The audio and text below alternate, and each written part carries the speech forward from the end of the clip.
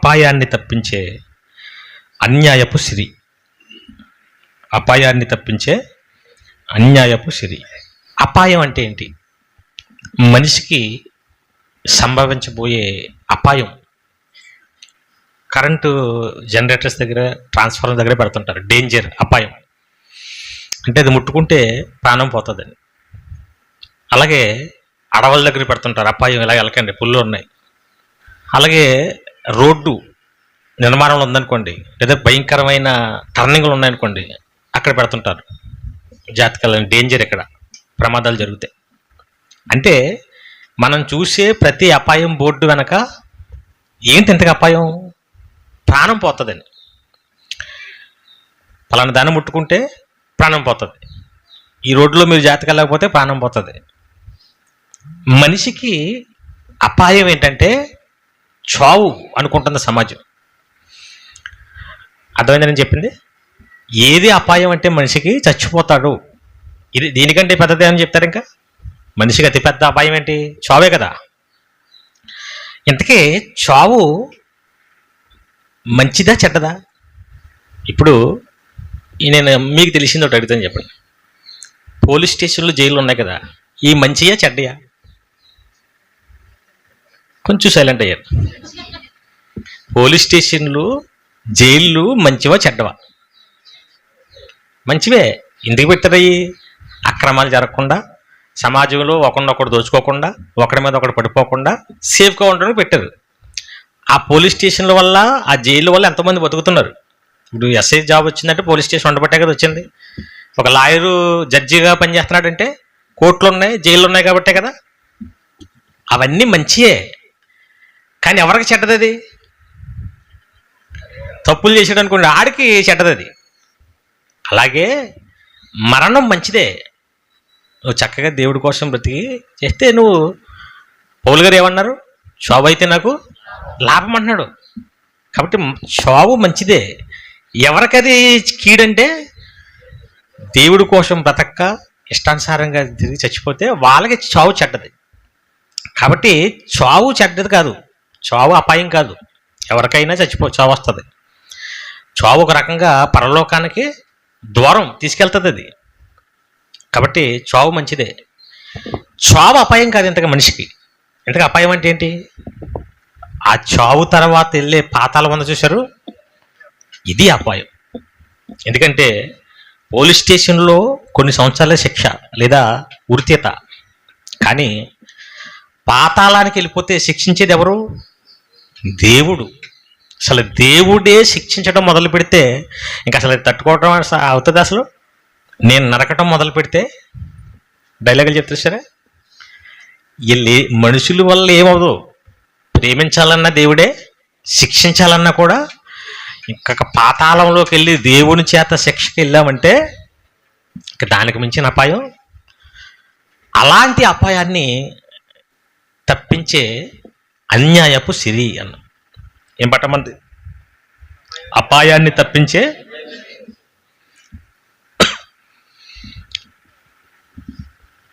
అపాయంలోకి తోసేసే అన్యాయపు సిరి అంటే బాగుండు, కానీ తేడా పెట్టినట్టు ఉంది కదా టైటిల్. ఇప్పుడు నరకాన్ని నుంచి తప్పించే అన్యాయపు సిరిని పెట్టాం. అంటే అన్యాయపు సిరి నరకం నుంచి తప్పించాలంటే ఎక్కడ తీసుకెళ్తుంది? ఇప్పుడు నరకంలో తప్పించుకున్నామంటే ఎక్కడికి వెళ్ళిపోతాం? అంటే ఇప్పుడు అన్యాయపు సిరితో ఎక్కడికి వెళ్తాం? అదేంటి? నరకానికి తీసుకెళ్ళి అన్యాయపు సిరి అని పెట్టాలి, కానీ నరకానికి తప్పించి అన్యాయపు సిరి అని పెట్టాం. అసలు అన్యాయపు సిరి అంటే ఏంటి? సిరి తెలుసు కదా. సిరి అంటే సంపద, డబ్బు, బంగారం, ఆస్తులు. అన్యాయపు సిరి అంటే అక్రమంగా, అన్యాయంగా సంపాదించేది. అన్యాయంగా సంపాదించే దాంతో పరలోకం వెళ్ళగలుగుతాం? ఇది ఎలాగ మనల్ని పరలోకం తీసుకెళ్తుంది? నరకాన్ని తప్పిస్తుంది కదా. కొంచెం కన్ఫ్యూజ్గా ఉంది కదా. అసలు అన్యాయపు సిరి అంటే అన్యాయం చేసి సంపాదించేదని కొంతమంది అంటే, అసలు డబ్బే అన్యాయం అంటే డబ్బే చెడ్డదే అని కొంతమంది. అసలు ఫస్ట్ అన్యాయపు సిరితో ఎలాగ పరలోకం వెళ్తాం, లేదంటే ఎలాగా అపాయాన్ని తప్పించుకుంటాం, ఇది మనకు తెలియాలంటే అసలు అన్యాయపు సిరి కోసం బైబిల్లో ఎక్కడ, ఎవరు, ఏ విధంగా మాట్లాడారు ముందు ఒకసారి మనం ఆలోచిద్దాం. లూకా సువార్త 16వ అధ్యాయం మొదటి నుంచి. బైబిల్ ఉన్న వాళ్ళంతా ఒకసారి తీసి చూస్తూ వినాలి. ఇది లూకా సువార్త 16వ అధ్యాయం మొదటి నుంచి. మరియు ఆయన తన శిష్యులతో ఇట్లా, నేను యేసుక్రీస్తు వారు శిష్యులతో ఒక విషయం చెప్తున్నాడు. ఒక ధనవంతుని యొద్ద ఒక గృహ నిర్వాహకుడు ఉండెను. వాడు అతని ఆస్తిని పాడు చేయుచున్నాడని అతని యొద్ద వాని మీద నేరం మోపబడగా అతడు వాడిని పిలిపించి, నిన్ను గూర్చి నేను వినుచున్న ఈ మాట ఏమిటి? నీ గృహ నిర్వాహకపు లెక్క అప్పగించుము. నీవిక మీదట గృహ నిర్వాహకుడు వై ఉండకూడదని వల్లది కాదని వానితో చెప్పాను. ఆ గృహ నిర్వాహకుడు తనలో తాను, నా యజమానుడి గృహ నిర్వాహకత్వ పనిలో నుండి నన్ను తీసివేయను కనుక నేనేం చేస్తాను? తవ్వలేను, భిక్షమెత్త సిగ్గుపడుచున్నాను. నన్ను ఈ గృహ నిర్వాహకత్వపు పని నుండి తొలగించినప్పుడు వారు నన్ను తమ ఇండ్లలోనికి చేర్చుకున్నట్లు ఏమి చేయవలనో నాకు తెలియదు అనుకుని తన యజమానుని రుణస్తులలో ఒక్కొక్కరిని పిలిపించి, నీవు నా యజమానికి ఎంత వచ్చి ఉన్నావని మొదట వాడిని అడిగాను. వాడు 100 మణుగులు నూనె అని చెప్పగా, నీ చీటి తీసుకుని త్వరగా కూర్చుండి 50 అని రాసేసుకో. తర్వాత ఇంకొకడు వచ్చాడు, నువ్వెంత వచ్చిన్నావు అనగానే 100 తుమ్ములు గోధుమలు అనగా, అయితే 80 అని రాసేసుకో అనగానే అప్పుడు అన్యాయస్తుడైన గృహ నిర్వాహకుడు యుక్తిగా నడుచుకున్నానని వాని యజమానుడు మెచ్చుకునేను. అంటే ఇదంతా ఒక ఉపమానం యేసుక్రీస్తు వారి శిష్యులతో. ఇంతగా మీకు అర్థమయ్యేలాగా క్లియర్గా చెప్తాను చూడండి. ఒక ధనవంతుడి దగ్గర ఒక గృహ నిర్వాహకుడు ఉన్నాడు. అంటే బాగా డబ్బు ఉన్నవాడి దగ్గర లెక్కలయ్యి తన బిజినెస్ సంబంధించిన అకౌంటెంట్స్ అన్ని చూసుకోవడానికి ఒక గుమస్తాన్ని పెట్టుకున్నాడు. అతనే గృహ నిర్వాహకుడు. జాబ్ చేస్తున్నాడు అతని దగ్గర. ఇతని మీద కంప్లైంట్స్ వచ్చింది, నీ ఆస్తిని తేడా చేస్తున్నాడు, ఇతను లెక్కలు తారుమారు చేస్తున్నాడు అనగానే పిలిపించాడు ధనవంతుడు. నీ మీద కంప్లైంట్స్ వచ్చే, నువ్వు అర్జెంటుగా లెక్కలు అప్పగించినకు, ఆ తర్వాత నేను తీసేస్తాను కూడా అనగానే ఇతను తీసేస్తాడని అర్థమైపోయి ఎవరైతే ఇంకా డబ్బులు కట్టాల్సి ఉంటుందో ధనవంతుడికి కస్టమర్స్ వాళ్ళ దగ్గరికి వెళ్ళిపోయి, మన భాషలో 1,00,000 ఇవ్వాల్సినాడు నువ్వు 50,000 అని రాసేసుకో, 2 లక్షలు ఇవ్వాల్సినాడు 1,00,000 అని రాసేసుకో అని ప్లాన్ చేసేసాడు. ఇదంతా చేసిన తర్వాత ధనవంతుడు మెచ్చుకుంటున్నాడంట. ఇప్పుడు పాయింట్గా చెప్తాను, మీకు అర్థమవుతుంది. ఈ ఉపమానంలో మొదట వచ్చిన వాళ్ళు ఏముంది చూడండి. మొదట వచ్చిన వాళ్ళు ఏముంది? ఒక ధనవంతుని యొద్ద గృహ నిర్వాహకుడు ఉన్నాడు. అంటే ధనవంతుడు ఉన్నాడు, ఆ దగ్గర పనిచేసి గృహ నిర్వాహకుడు ఉన్నాడు. ఆస్తి అంతా పాడు అయిపోయిందని కంప్లైంట్ వచ్చింది, నేరం మోపబడింది. ఇదే కదా మొదట వచ్చిన వాళ్ళు ఉంది. రెండో వచ్చిన వాళ్ళు ఏముంది? అతడు ఆ గృహ నిర్వాహకుడిని పిలిపించి, ఇదిగో నీ మీద నాకు కంప్లైంట్ వచ్చింది, ఏంటి దీని సంగతి ఏంటి? నీ గృహ నిర్వాహకత్వకు యొక్క లెక్క అప్పగించు, నీవు ఇక మీదట ఇంకా గృహ నిర్వాహకుడు ఉంటాక అవకాశం లేదని చెప్పేసి. అంటే రెండో వచనంలో ఏముంది? కంప్లైంట్ వచ్చింది మీద, ఇంకా నువ్వు ఉంటాక అర్హత లేదు, ఈ లోపల నువ్వు వాళ్ళ లెక్క అప్పచెప్పు అన్నాడు. ఏమండి? మొదట వచనంలో ఏముంది? ధనవంతుడు గృహ నిర్వాహకుడు, అతని మీద కంప్లైంట్ వచ్చింది, పిలిపించాడు. రెండో వచనంలో ఏముంది? నీ మీద కంప్లైంట్ వచ్చింది అబ్బాయి, ఇంకా నేను తీసేస్తాను, ఇంకా తీయలేదు, ఆ లెక్క చెప్పిన తర్వాత తీసేస్తాను అన్నాడు. ఇప్పుడు మూడో వచనంలో ఏముంది? ఇప్పుడు ఆ గృహ నిర్వాహకుడు తనలో తాను, తన యజమానుడు ఈ జాబు నుంచి నన్ను తీసేస్తాడని, ఇప్పుడు నేను ఏం చేయాలి? ఇప్పుడు ఎలాగూ జాబ్ పోద్ది, ఇప్పుడు తప్పుడు లెక్కలు ఉన్నాయి, ఇప్పుడు ఏం చేయాలని ప్లాన్ చేసి ఆలోచిస్తున్నాడు. నేను తవ్వలేను, పారట్టుకెళ్ళి కొనమట్టుకెళ్ళి పని చేయలేను, అలాగని భిక్షం ఎత్తుకోవాలంటే నాకు సిగ్గు, కాబట్టి ఇప్పుడు ఏం చేయాలి, నా భవిష్యత్తు ఏంటి అని ఆలోచనలో పడ్డాడు. ఇది మూడో వచ్చింది. ఇప్పుడు అతనికి ఒక ఐడియా వచ్చింది. నాలుగో వచ్చింది చూడండి. నన్ను ఈ గృహ నిర్వాహకత్వపు పని నుండి తొలగించినప్పుడు వారు తమ ఎండలో చేర్చుకున్నట్లు ఏం చేయాలో నాకు తెలుసని ఇప్పుడు ఐడియా ఒకటి వచ్చింది. నాకు మంచి ఆలోచన వచ్చింది. ఇప్పుడు ఏం చేయాలి చేద్దాం. ఇంతకు ఏం వచ్చింది ఆలోచన? ఎలాగో నన్ను తీసేస్తారు కదా, ఎలాగో లెక్కలు తారుమారు అయిపోయాయి కదా. ఇప్పుడు గృహ నిర్వాహకుడు చేతి మీద నుంచే మిగతా వాళ్ళందరికీ వ్యాపారం అంతా జరుగుతుంటుంది. డైరెక్ట్ బాస్కి వీళ్ళకి సంబంధం ఉండదు, కస్టమర్కి బాస్కి సంబంధం ఉండదు. ఇప్పుడు పొద్దులన్నీ ఇతనే కదా ఇవ్వాలి. ఎలాగో తీసేస్తాడు కాబట్టి ఎవరైతే కస్టమర్స్ ఉన్నారో ఇందాక చెప్పినట్టుగా 1,00,000 ఇవ్వనవలసిన పిలిచి, నువ్వు 50,000 కట్టు, నేను నీ పొద్దున్నే తీసేస్తున్నానులే. ఇంకొకరు 2 లక్షలను పిలిపించి, నువ్వు 1,00,000 కట్టుకో, ఒక 1,00,000 తీసేస్తున్నాను. ఇప్పుడు ఆ కస్టమర్స్కి ఎవడు గొప్పడు అనిపిస్తాడు? ఆ డబ్బు ఎవరిది? ఎంతకి? యజమానుడిది. దానం చేస్తుంది ఎవరు? ఇప్పుడు ధనవంతుని గొప్పడు అనుకుంటారా వాళ్ళు, ఇతను అనుకుంటారా? బా మొత్తం మీద 1,00,000 రూపాయలు 50 రూపాయలు 50,000 తీసేసాడు. సొమ్ము ఒకటిది సోకుకోదు అంటారా? ఇదే అంటే తెలివి ఆలోచించాడు. ఇప్పుడు ఇచ్చేవాడినే చూస్తారు తప్ప ఎవరో భిక్ష పట్టుకుంటూ వచ్చాడు. రవి ఇదిగో ఈ 100 రూపాయలు ఇటుకెళ్ళాలి ఇయ్యాను, నేను లోపల ఉన్నాను. రవి ఇటుకెళ్ళి ఇదిగో తీసుకోమ్మా అన్నాడు. ఇప్పుడు ఎవరిని పొగుడతారు వాళ్ళు? బా దానకర్ణుడు 100 రూపాయలు ఎంతకి ఇచ్చింది నేను, నాకు వస్తుందా? అలాగే సొమ్ము ధనవంతుడిది, కానీ ఇతను రుణమాఫీ చేస్తున్నాడు సగం సగం సగం. ఇది ఎక్కడుంది? 5వ వచనంలో చూడండి. ఇప్పుడు వాడు తన యజమానుని రుణస్తుల్లో ఒక్కొక్కరిని పిలిపించి, నీవు నా యజమానికి ఎంత చిన్నవని మొదటి వాడిని అడిగాను. అంటే అప్పుడు సంబంధించిన లెక్కలు చెప్తున్నారు.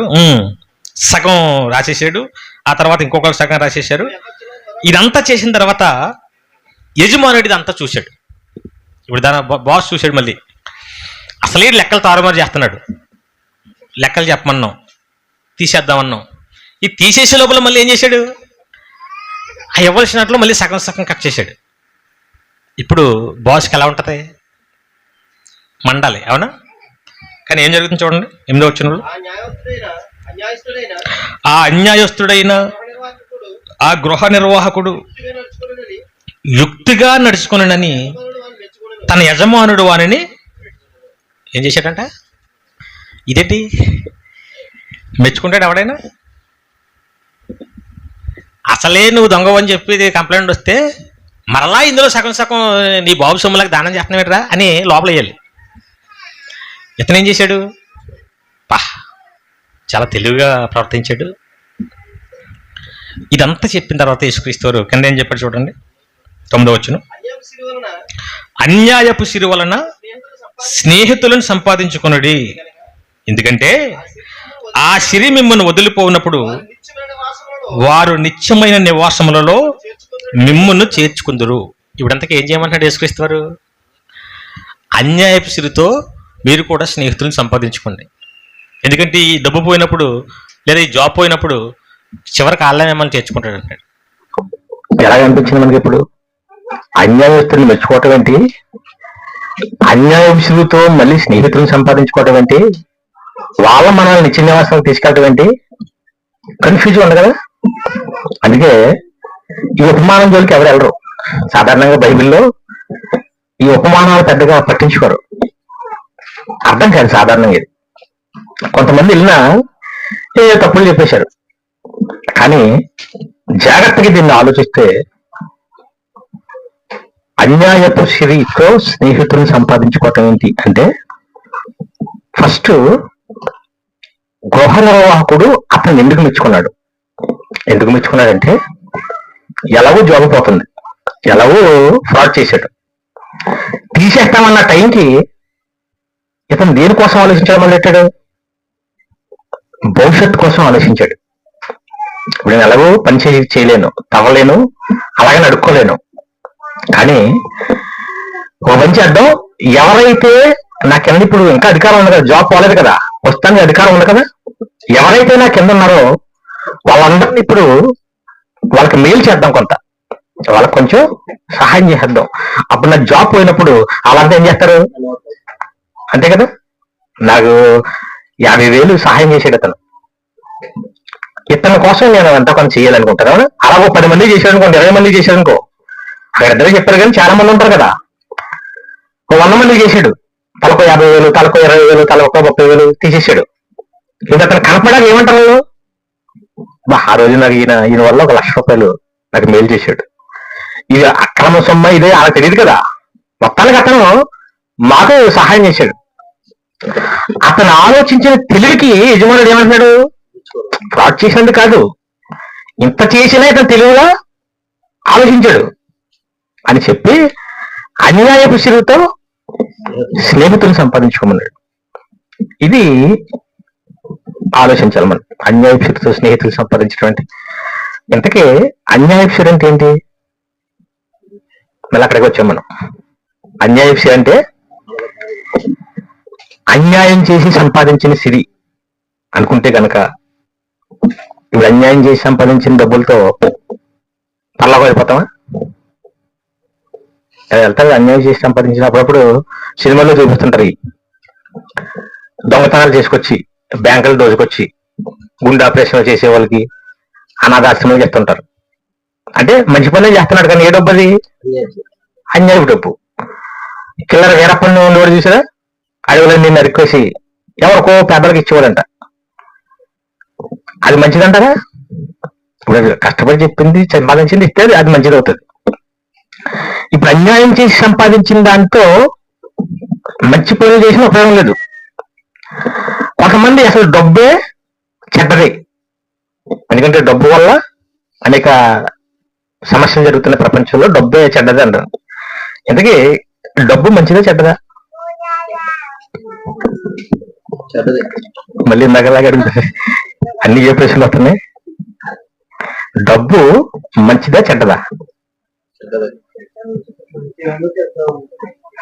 అదే కింద మన నుంచి అడుగుతున్నాం కదా. ఇంకా కత్తి మంచిదా చెడ్డదా?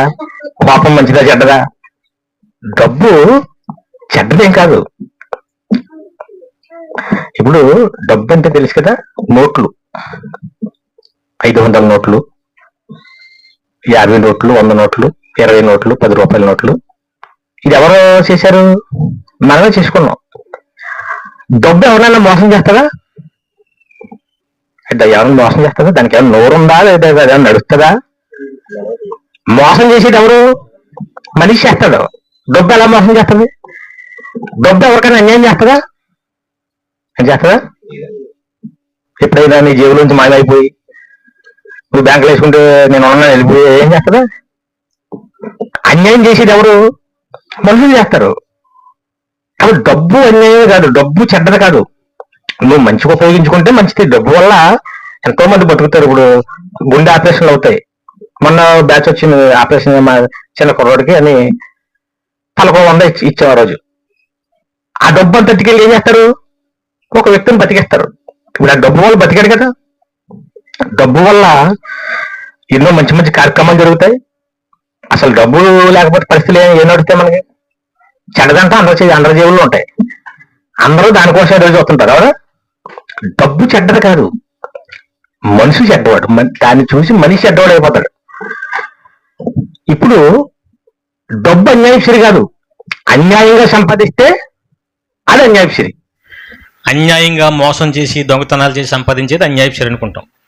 న్యాయమైన సిరి అంటే కష్టపడి పనిచేసి ఉద్యోగాలు చేసి, అవునా? కానీ వాస్తవంగా అన్యాయపు సిరి ఏంటంటే దొంగతనాలు చేసి మోసాలు చేసి సంపాదించింది అన్యాయపు సిరే కాదు. ఉద్యోగం చేసి కూలి పని చేసి కష్టపడి సంపాదించింది కూడా అన్యాయపు సిరే. ఇది ఎలాగా?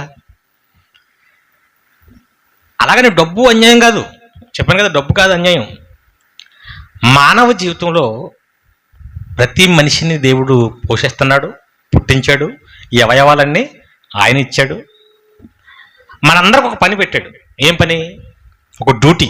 ప్రసంగి గ్రంథం 12వ అధ్యాయం ఒక తేలిన ఫలితార్థం ఇదే. దేవుని యందు భయభక్తులు కలిగి ఉండి దేవుని యందు భయభక్తులు కలిగి ఉండి ఆయన కథలను అనుసరించి నడుచుకుండవలను. ఆయన కట్టడం అనుసరించి నడుచుండవలను. మానవ కోటికి ఇదే విధి. మానవ కోటికి ఇదే ఇది అంటే భూమి మీద పుట్టించిన ప్రతి మనిషికి దేవుడు పనిపెట్టాడు ఒక డ్యూటీ.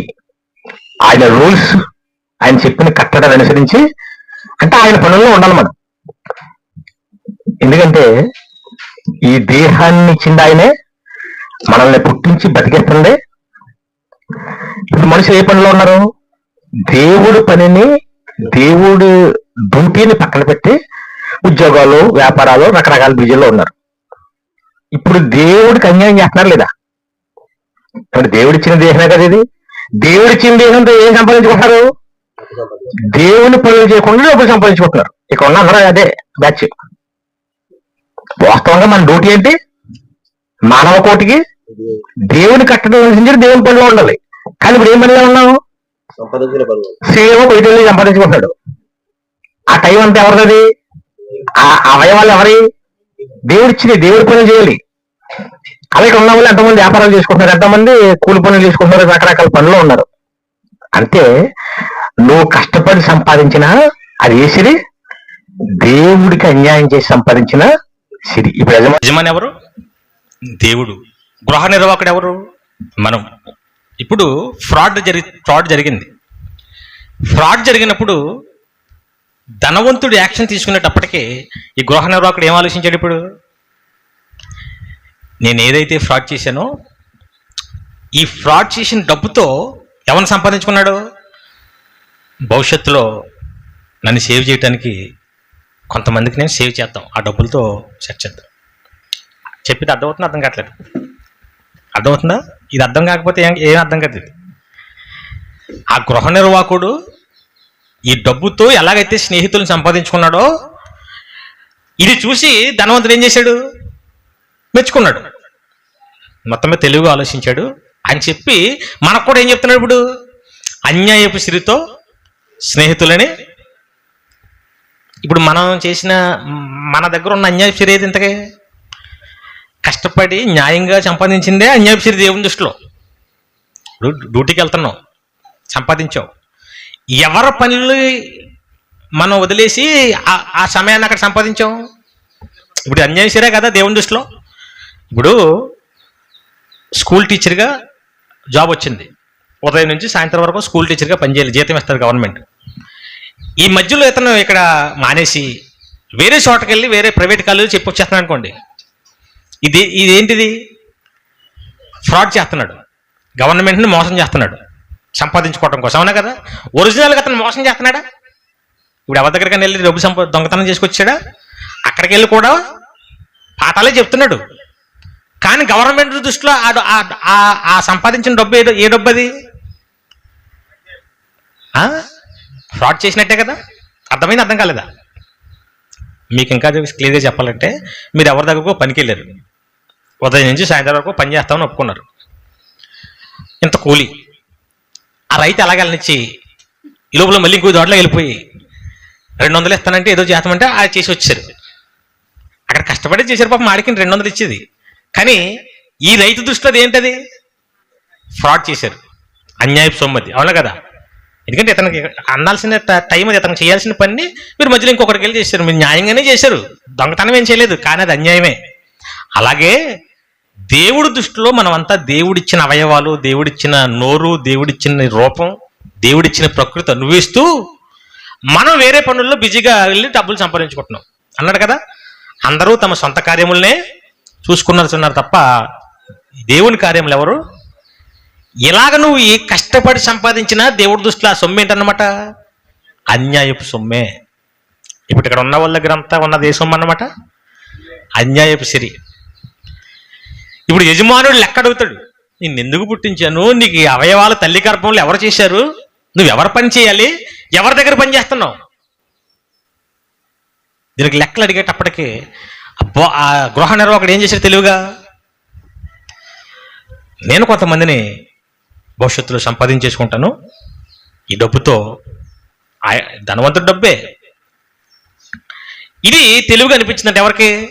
యజమానుడికి. అలాగే మీరు కూడా ఉండండి అంటున్నాడు. అక్కడ ఏమన్నాడు ఇంతకీ? కింద చదవండి ఇప్పుడు. లోక సువార్త 16వ అధ్యాయం 9వ వచనం. అన్యాయపు సిరి వలన మీరు స్నేహితులను సంపాదించుకోండి, ఎందుకంటే ఆ సిరి మిమ్మల్ని వదిలిపోయినప్పుడు వారు నిత్యమైన నివాసములలో మిమ్మల్ని చేర్చుకుందరని. 8వ వచనం. అన్యాయస్తుడైన గృహ నిర్వాహకుడు యుక్తిగా నడుచుకునని వాని యజమానుడు వాడిని మెచ్చుకునను. చూడండి ఇక్కడ ఏమన్నాడు? వెలుగు సంబంధుల కంటే ఈ లోక సంబంధులు తమ తరమును బట్టి చూడగా తెలివిగా ఉన్నారట. అంటే ఏళ్ళే చాలా తెలివిగా ఉన్నారు మీకంటే అంటున్నాడు. ఇప్పుడు ఎంతకు ఏం చేయమని? మీరు ఎలాగో అన్యాయశ్రీ సంపాదించుకుంటున్నారు కదా, ఉద్యోగాలని, వ్యాపారాలని, పనులని. యజమానుడు మిమ్మల్ని తీసేసే ముందు మీరు ఏం చేస్తారంటే దీంతో స్నేహితులను సంపాదించేసుకోండి. ఇప్పుడు యజమానుడు మిమ్మల్ని తీసేసేటప్పుడు వాళ్ళు మిమ్మల్ని చేర్చుకుంటారు. ఎక్కడికి? నిత్య నివాసంలో చేర్చుకుంటారట. ఏంటి సూత్రం ఏంటి? ఇప్పుడు అన్యాయం సిరుగుతో ఎవరిని సంపాదించుకోవాలి మనం?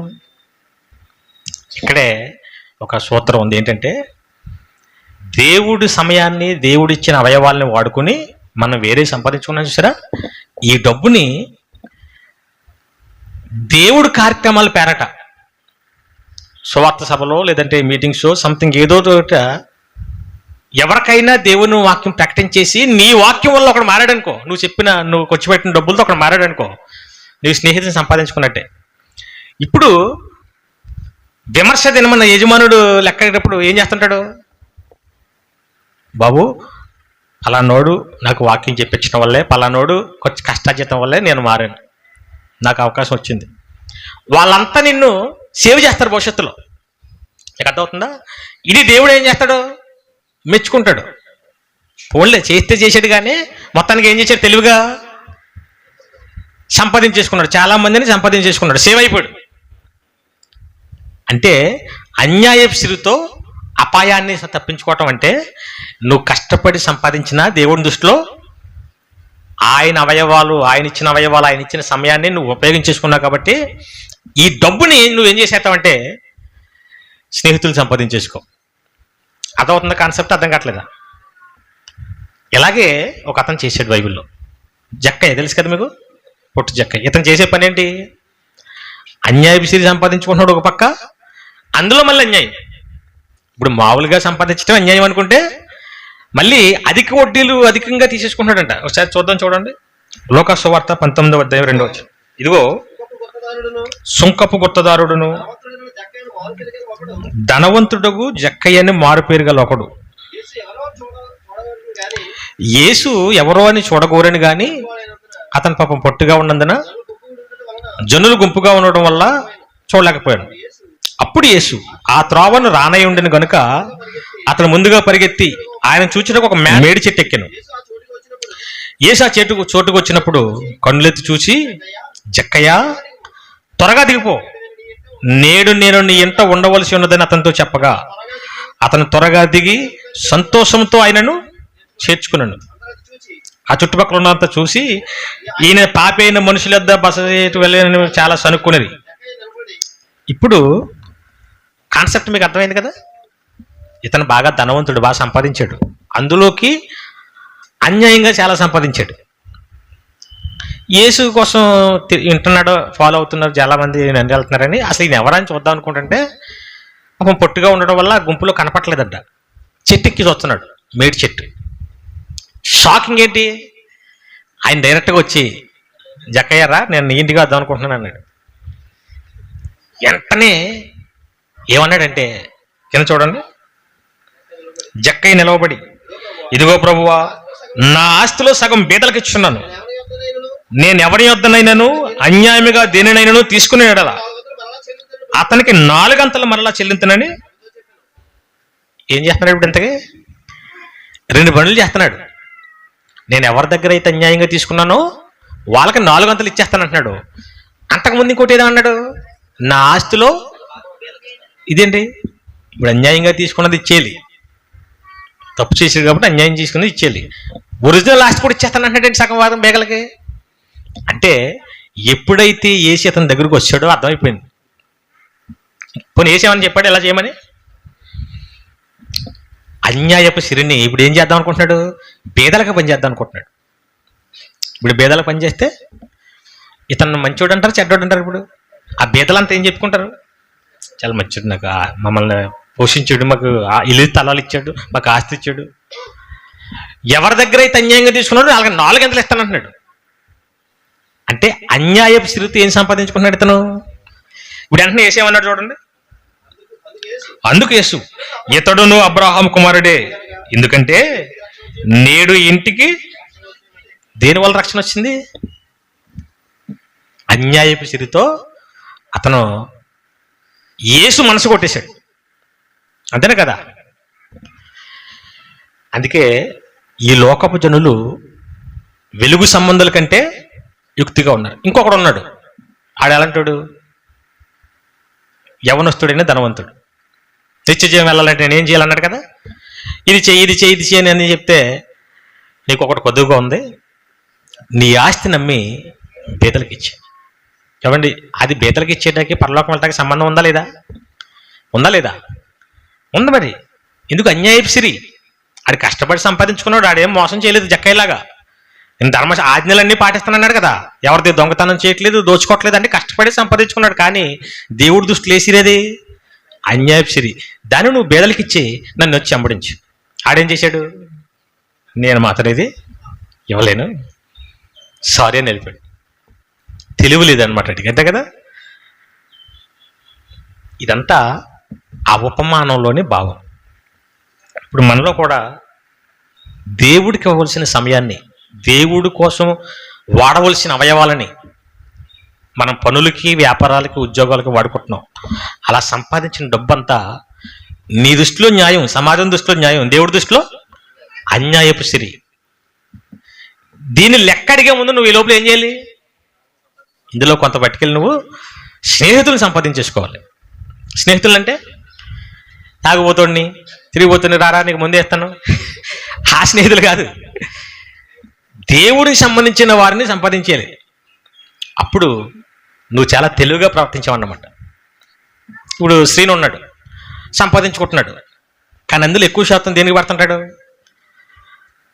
ఆ గృహ నిర్వాహకుడిలాగా ఎలాగో దేవుడు లెక్క అడుగుతాడు, నా జీవితం అంతా గడపలోనే గలుపుతున్నాను, ఇప్పుడు నేను ఏం చేయాలంటే దేవుని సేవ నిమిత్తం కొంత దేవుడు పనిచేసే నాలాంటి వాళ్ళకి, అలాగే సభలకి, అనేక కార్యక్రమాలకి, ఆ కత్తర్ ఎవరైనా దేవుని సేవకులు వస్తే ఆ కార్యక్రమాలకి, అంటే ఏం చేస్తున్నాడు? ఇప్పుడు అన్యాయపురితో స్నేహితులు సంపాదించుకుంటున్నాడు. ఇప్పుడు ఎవరికైతే సహాయం చేస్తున్నాడో మేమంతా వదులుతామా? పరలోకం వెళ్ళేలాగా ప్రోత్సహిస్తాం, నడిపిస్తాం, అన్నీ చేస్తుంటాం. అన్యాయపురితో ఏం తప్పించుకుంటున్నాడు? ఇప్పుడు అపాయాన్ని. ఇప్పుడు దేవుడు మెచ్చుకుంటాడా మెచ్చుకోడా? గృహ నిర్వాహకుడిని ఇప్పుడు దేవుడికి ఏం అన్యాయం చేయట్లేదు, ఒక రకంగా ఫ్రాడ్ చేసాడు కదా గృహ నిర్వాహకుడు. ఏం ఫ్రాడ్ చేసి ఉంటాడు? ఫ్రాడ్ అంటే ధనవంతుడు సొమ్మును నొక్కేయటమే కాదు, ఇప్పుడు కస్టమర్లలో కూడా ఫ్రాడ్ చేయొచ్చు. వాళ్ళు పట్టుకెళ్ళిన వస్తువులు 50,000 అనుకోండి, వీడు పొద్దు 1,00,000 రాశాడు. ఎవరిని ఫ్రాడ్ చేసినట్టు ఇప్పుడు ఎంతకే? కస్టమర్నా ధనవంతున్నా? కస్టమర్నే కదా. ఇప్పుడు ఫ్రాడ్ చేసి 1,00,000 రాసేసి మళ్ళీ ఆయనే పిలిచి నీకు 50,000 తగ్గిస్తున్నాను అన్నాడు అనుకో, ఆడికి ఏం తెలిసి పాపం. ఇప్పుడు ధనవంతుడికి వెళ్ళాల్సింది ఆడికి వెళ్తుంది, ఇప్పుడు వాళ్ళ దగ్గర నుంచి వీళ్ళకి రావాల్సింది వచ్చేద్ది. మధ్యలో వీడు తెలివిగా సేవ్ చేశాడని చెప్పి, ఇదంతా వ్యాపారంలోని కొన్ని టెక్నిక్స్ అన్నమాట. అప్పుడప్పుడు కస్టమర్స్ బాస్ కాకుండా ఆ పనిచేసే వాళ్ళు ఉంటారు కదా మధ్యలో, ఎవరు మనకు తెలిసిన వాళ్ళు వెళ్ళామనుకోండి, పట్టిపో 50 రూపాయలు పట్టిపో, అది 100 రూపాయలు అయినా సరే, సరే నేను చూసుకుంటానంటే సరే. ఇప్పుడు మన మీద ఎవరి మీద ప్రేమ వచ్చేద్ది మనకి? ఆ బాస్ మీద రాదు ఎంతకి, ఇదేదో ఇడులాగా ఇలా తెలివిగా ప్రవర్తించాడు. అలాగే అన్యాయపు సిరితో మనం ఏం చేయాలంటే దేవుని కార్యక్రమాలు చేసేసి, దేవుడి కోసం ఖర్చు పెట్టేసి ఎవరిని సంపాదించుకోవాలి? స్నేహితుని సంపాదించుకో, ఆత్మీయుని సంపాదించుకున్నాం అనుకోండి, వారు మిమ్మల్ని ఎక్కడ చేర్చుకుంటారంట? అదే చదవండి అన్నమాట.